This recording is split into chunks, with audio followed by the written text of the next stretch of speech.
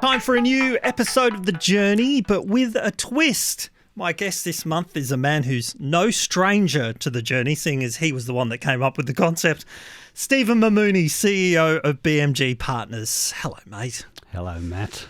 Now, you are no stranger to the journey, both in terms of the concept of it, but also you've had your journey. You've been on a couple of times. So we're going to do something a little bit different today. It's a retrospective, if you will, because you've just celebrated 40 years at BMG Partners providing financial advice, planning and accounting. So congratulations for that first. What an achievement. Thank you, Matt. And, of course, I started when I was 5 and... Of course. It's been an amazing journey, that's for sure. So let's go back then to 1984 when you first started BMG Partners and all of the changes that you've seen. So let's focus in terms of the big events of the world of finance. So we've had the 80s boom, the stock market crash in 87. There was the recession in the early 90s, the recession that we had to have, of course, famously. The fear of Y2K, the global financial crisis, and then the pandemic in 2020, all massive global events that have impacted the world of finance. What stands out for you amongst those? Yeah, it's amazing when you think back throughout those events, and it's always interesting how you can remember, what you were doing and where you were when these things happened. I remember in the 1987 crash, we were on an audit engagement in Wollongong, and we had a team of about 6 there, and we all met for coffee, the morning after that, and we looked around scratching our heads thinking, well, this huge event's happened the news came out of New York, basically. And we said, what's going to happen? And what was going to happen to the market that day? And we didn't know. I was young, and it was a lot of fear and uncertainty. But that was quite amazing. The Y2K you mentioned, I remember the Y2K. Not so much for Y2K, more for the huge Millennium New Year's Eve party than anything else. Was there a moment when it turned midnight where you just thought, sirens are going to blare and planes are going to fall from the sky? And, was there that fraction? Because I remember there was in the back of my mind, I was doing journalism course back then, or I remember writing a big thing about Y2K and what the possibilities were. And it was all, amongst certain people, there was a lot of fear. Yeah, look, and I was probably blissfully ignorant as to the technical reasons as to why this was a big problem, so I probably didn't spend a lot of time worrying about it. And let's face it, what could you do? I know. And then obviously it turned out fine, but there was a point there where they thought that all the computer systems were shut down in the world. But it's interesting looking at the changes, looking at the big things that have happened, is that let's say the 87 stock market crash. I mean, information travelled a lot slower back then, even say compared to the global financial crisis, where things developed really quickly and we knew about it because of the internet. So how long did it take you to realise that something really big was happening in 87? Oh, look, I think whilst you didn't get all the online news, we relied on newsprint and radio, and we heard about it on the radio, of course. And I remember where I was when I first heard about a computer virus, and I was driving down Beechworth Road in Wodonga, and on the radio they were talking about this virus affecting a computer, and I was thinking, this is a joke. Surely, I mean, a computer can't get a virus, and of course that was, as it turns out, it was a thing, and it affects us these days more than ever. Yeah.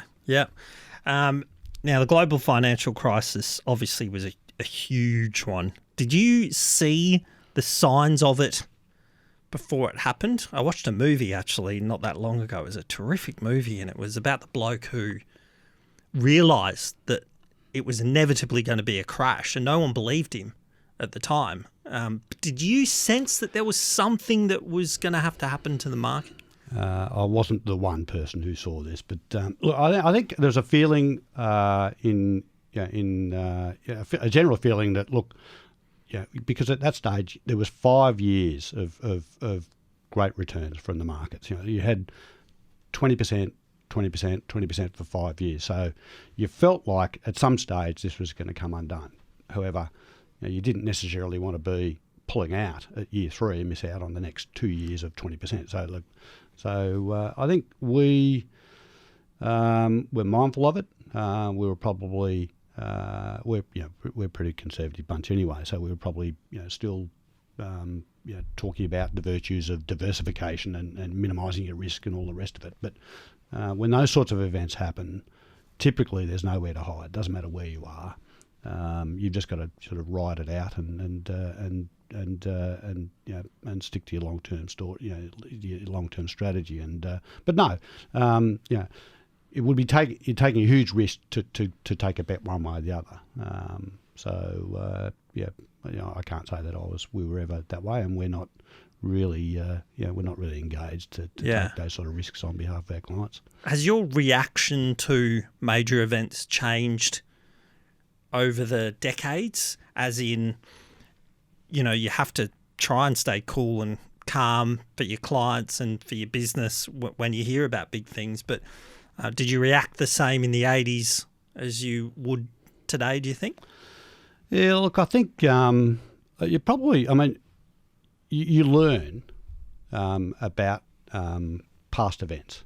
And I always remember, when you were younger, listen to your grandmother tell you stories about, the Great Depression, and what it was like in wartime, and then and various events that happened since then, and then when you go through one of these yourself, you think there's a lot of information coming at you. So, but then you think, okay, well, this is not the first time something, huge has happened in history, and you tend to think, okay, well, what do you need to do to get through this? Even through the Great Depression, I think the unemployment rate may have got to 25 or 25 to 50%. I don't know the exact numbers, but but at the same time, there was still 50 to 75% of the workforce still had jobs and still had incomes, and there was still an economy to manage. So you just had to sort of tighten your belt and get through. And I think that's the thing is understanding, okay, what does it mean? What do you need to do to get through this? Okay, what plans you had?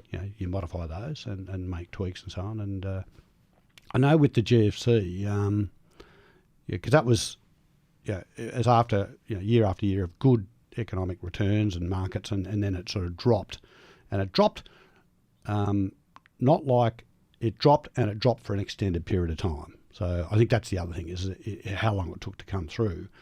But by taking early action and talking to people and saying, okay, look, this is what it means. Your savings have dropped from here to here. What do you need in order to manage this?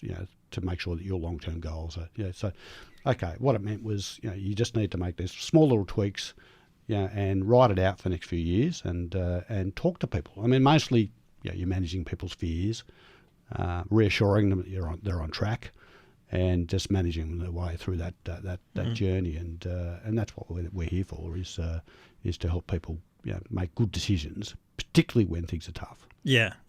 So you were just talking there about the interaction with your clients. If we go back to 84, I was 8 years old in 84, so I didn't know much about the world of finance, to be honest. So I might be talking erroneously here, but I feel like there's a lot more information at people's fingertips nowadays in terms of finance, and I'm talking online, obviously. The internet's just full of it. But does that mean that people come in generally with a better understanding of the world of finance, or do you find that they're more confused because there's so much rubbish online, let's be honest? So the changes in the way that you interact with people between, say, 84 and now.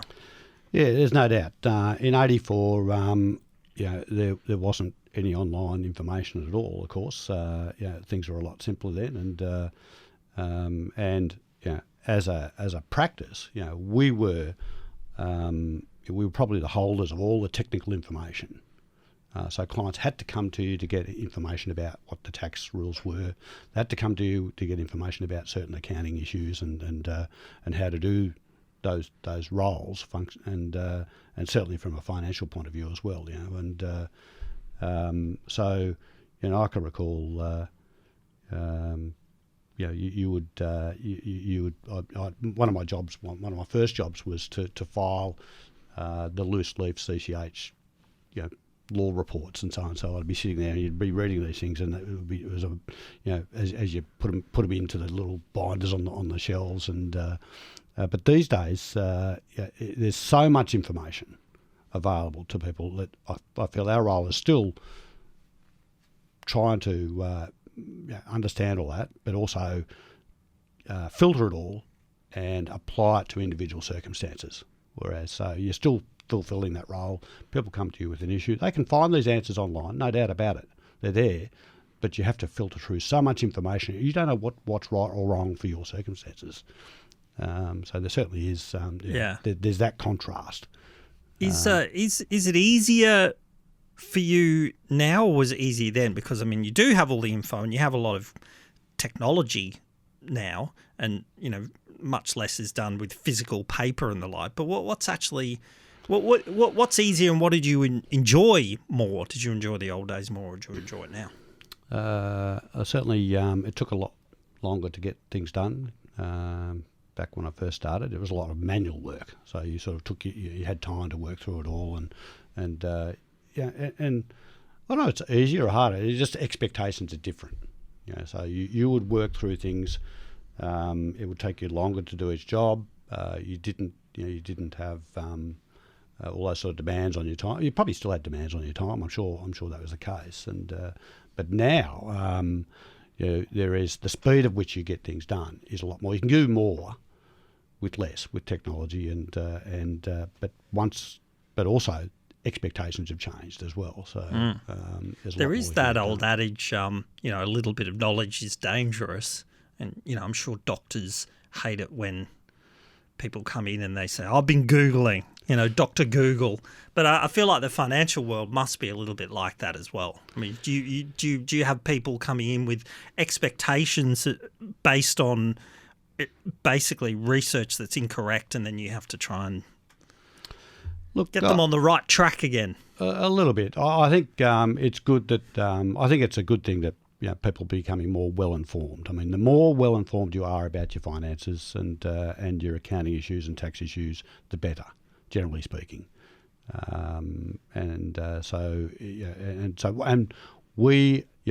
You can't do everything.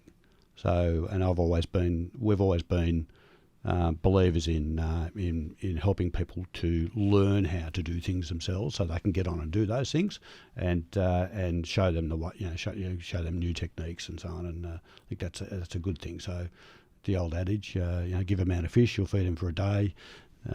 Teach them how to fish, they'll feed their family, forever. Yeah. In terms of the actual workforce that you have, you've been obviously through a vast number of different incarnations of BMG Partners in terms of the actual people that work there. How has that changed? There were obviously, simple things like there are now obviously much more women in the workforce than there was even back in the early 80s. Yeah, there's no doubt about that. When I went to university in Sydney, and it was probably about a 50-50 split between males and females, women and men in the lecture theatres. And but then coming into the profession, it was very much a male-dominated domain. And nowadays, that's changed, and it's changed gradually over that time. Whereas it's mostly women in the profession. I would say, and it's a good profession for them because it's not a manual situation where it's physical work, and often they're just much more suited to the accounting and tax and financial professions that we work in. Yeah. And how many team members do you think you've worked with over the journey, roughly? Geez, I wouldn't. That would be. I wouldn't know. I mean, we're not a big practice. It's a lot of people, though, isn't it? I mean, when you're talking 40 years Over that time, yeah, Yeah. I'd only be guessing, really. Yeah. We've been pretty fortunate over the time that we haven't had a huge amount of turnover. There were times when when the new tax system came in and GST was being introduced, where you were sort of scrambling to get people engaged, and people come and go, and that's good. I mean, that's that's what it's all about. Is being able to have a place where people can learn in the profession, and then move on to something they'd rather do or are more suited towards. We've been very fortunate in that a lot of our team with us now have been with us for a long time. And, that's terrific. Which is really good. You mentioned the GST. I left that out, actually, because that was a huge change, wasn't it? Well, what's been the most exciting event or change? Because a lot of the focus is on things like the global financial crisis and negative things like the bust in '87. But what's been some really exciting changes? Okay, you're mentioning exciting in the world of accountancy, and I know it's all relative. And planning, and look, I think I think if I think back and you sort of think, okay, what are the big things that sort of happened in our industry? And you say, okay, well, in 1985, Paul Keating and Bob Hawke brought in capital gains tax and fringe benefits tax and dividend franking and so on, and these sorts of things. Now, that was huge. There's a lot of tax reform then, and back in those days, the top marginal personal tax rate was 60%. And that came in when you were earning, I can't even remember what it was, maybe $50,000 a year. So it's a huge,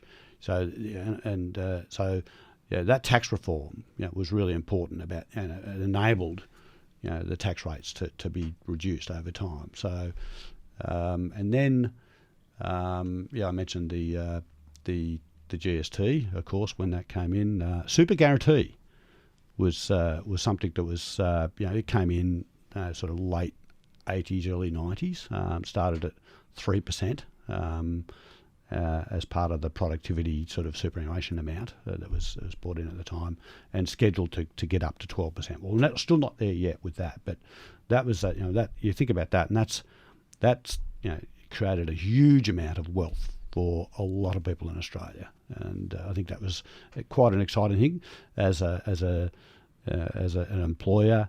And advising clients who were employers, it was a bit daunting to think that, okay, well, all of a sudden you're going to be paying 12% on top of your wage bill.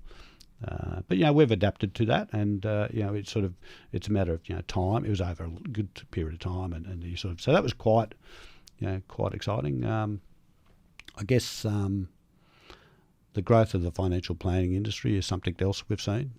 It started out, we started in the late 80s, and to be honest with you, that was more about providing investment advice and superannuation advice, not so much financial planning. But it's gradually evolved into an industry, and it's been through a hell of a lot of regulation in the last 10 years.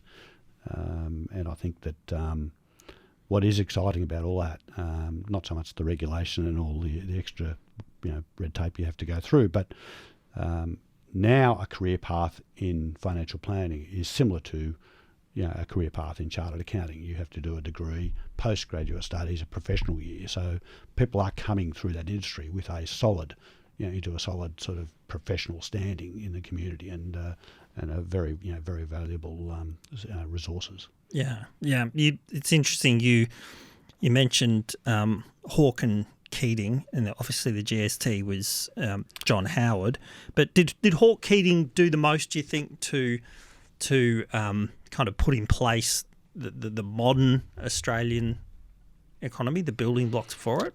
Look, I think we're still benefiting from their foresight, and they did a lot of reform, deregulation of the banking industry at the time, and floating the dollar as well. I'm not sure whether that was them or what. I think it was actually. Yeah. Was it? I'm pretty sure it was. Yeah, not sure, but there was lots of things that sort of came into in and that was really terrific reform, and of course Howard and Costello with their new tax system, and looking forward, you sort of think, well, we're in a situation in the country now where you've got an enormous amount of public debt, and you feel that there's going to have to be a hell of a lot of tax reform. I think back to, as I mentioned before, the 60% sort of tax rate for the top marginal rate, and I used to scratch my head and think, well, why is it so high? My sort of thoughts with that, well, we were still paying off that sort of debt from rebuilding the nation after the war, and we probably overshot that mark. But then through the 90s and early 2000s, we eliminated all our public debt. Of course, now we've got some eye-watering new debt to repay, and it's going to cause some grief. Yeah. Well, I mean, obviously, America looks like it's a decade or more in front of us in terms of that kind of model, because I mean their debt ratio per capita is just astronomical. So is what's happening in America going to be our future as well? And if so, is it manageable? Because it doesn't seem like there's anything that's stopping them continue to pile on the debt. I mean, it's like 15 trillion, probably $15 trillion in debt. I mean, how long is that sustainable? I don't know. I'd like to think there's some differences between the US and Australia. I think we've got a much better social security net than they do.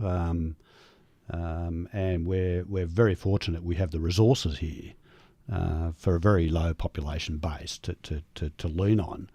But at the same time, we need to be able to manage those resources well. But I think one of the disturbing things that I've probably witnessed and observed over that time, or we all have really, is that whilst in Australia you've got this, you've got our superannuation system, people are earning good money and saving. You've also got an enormous amount of intergenerational wealth that is being passed from one generation to the other. However, the cost of living, healthcare, housing, raising a family is also becoming more expensive. And I feel that there's a greater divide in Australia between the people who have money and people who don't. So I feel like that's which I worked in. I worked in New York for 6 months in 1988, and that was one of the things that you sort of observed there was there's a big difference between those who had jobs and an income and money, and those who didn't have jobs. And you walk past them every day on the way to work, sleeping in the subways and so on. And you're seeing more of that now in this country, more homelessness. That greater divide, and people who are unable to get out of that social security trap, which is, I think that's just it's unfortunate. I don't like to see it. No one does. But at the same time, it's a reminder that how important it is to manage your finances well and make good decisions. Yeah, and just on that, traditionally, people in previous decades have been uncomfortable with personal debt. I'm sure that was definitely the way it was in the early 80s. So people were very uncomfortable to go into debt. A lot of it was about saving before you buy things and living within your means.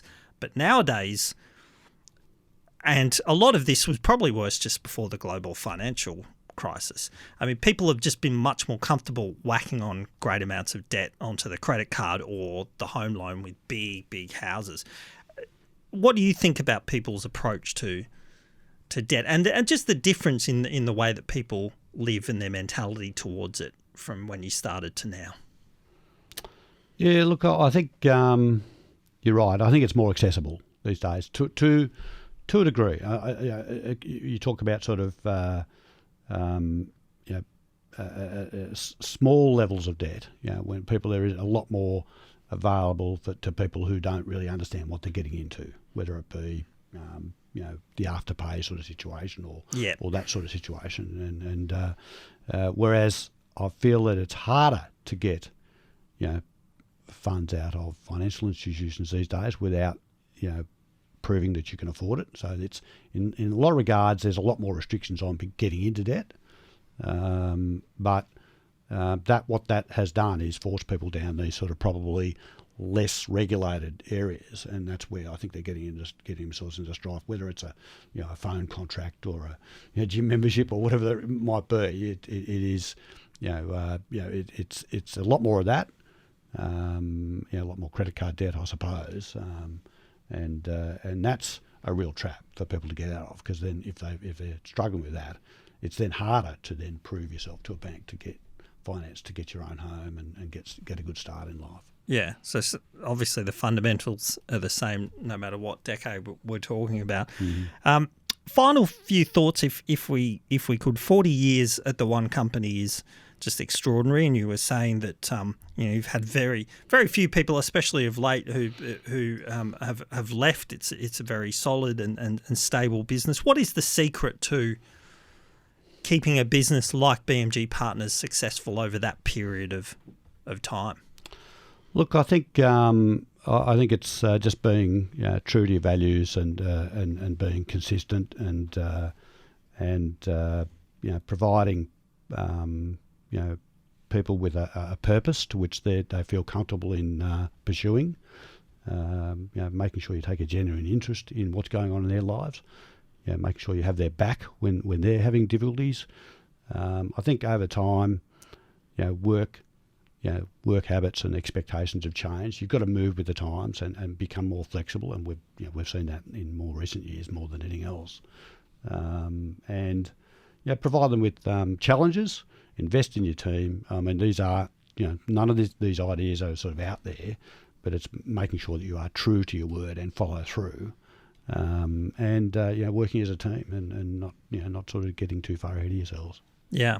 And 40 years, it's a hell of an achievement. Have you got another 40 left in the tank?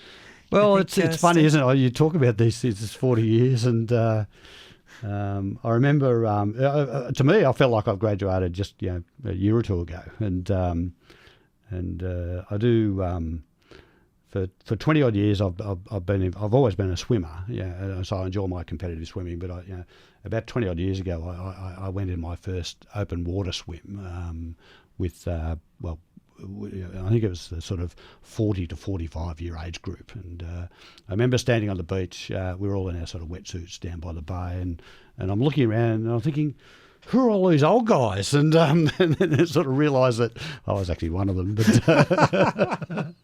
it goes so quickly, though, doesn't it? How long do you think you'll keep working and running BMG Partners? Do you still have the kind of passion and energy for it that you had? Yeah, more than ever. I mean, we've got a terrific team, and we've been very fortunate, as you say, to keep our team on board. I think a lot of that goes back to it doesn't happen overnight. So it goes back, probably 20 odd years ago, and when we noticed there was more women in our workforce, and to get a start in the accountancy profession, you have to do a lot of study and then a lot of training to get, to bring your skills up. And we just didn't feel like at the time it sort of made sense to allow or to lose these professionals from the workforce when they started having families. And that's natural. People want, that's what life's all about, is having families and raising your children. So what we did then was we invested a lot in going paperless with our files, and having technology that enabled our team to work from home, at least for part of the time. This is back in the early 2000s, and I felt like that's kept the guys in the system, and a lot of those women are still part of our team, and it's been terrific to see them go and have a family, still stay in the office, and or come back to the office and see their children, sort of grown out to be adults, and and I've forgotten the question now.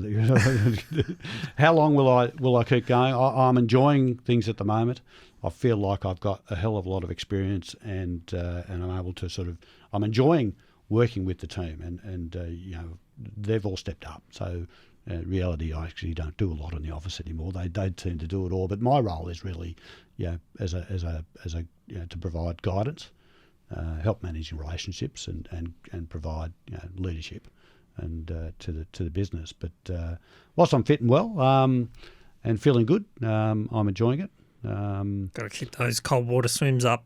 That's it. You don't. I'm also mindful that no one's here forever and no one's indispensable. And but at the same time, my grandmother and all her siblings lived well into their 90s, and I'm in my early 60s. And I'm thinking, well, it's a long time retired, and I've got some very good role models and friends who are still involved in their business, who are older than 10 years older than me, and I look at them and think, okay, well that's healthy, So it's the whole idea of keeping your mind active, keeping your body active, and making sure you're providing something of value to our clients and our team. And whilst feel like I'm providing value there, that's okay. When they start, pushing me out the back door, I'll know when it's time to go. Well, final question. So with the benefit of hindsight, let's go back to the 1984 version of Stephen Mamouney. What advice would you give to your younger self who's just embarking on this journey with BMG Partners that would last 40 plus years? Yeah, look, I think looking back on that and saying, it's amazing, and it's amazing what a single person can do who has conviction and belief. And when you're young and probably a little bit lacking in confidence, you don't understand the impact you can have on other people's lives and their circumstances. And so I think just believing in that and having an influence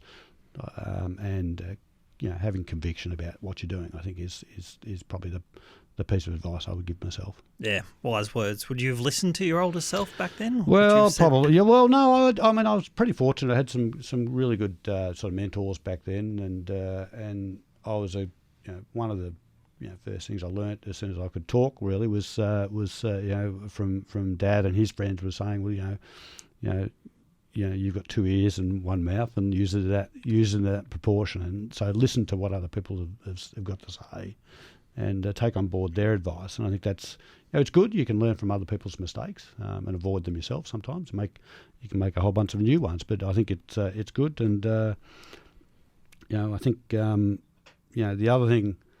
The other advice I would give myself would be, or anyone really for that matter, is to really get to know you understand who you are, and continue to be yourself.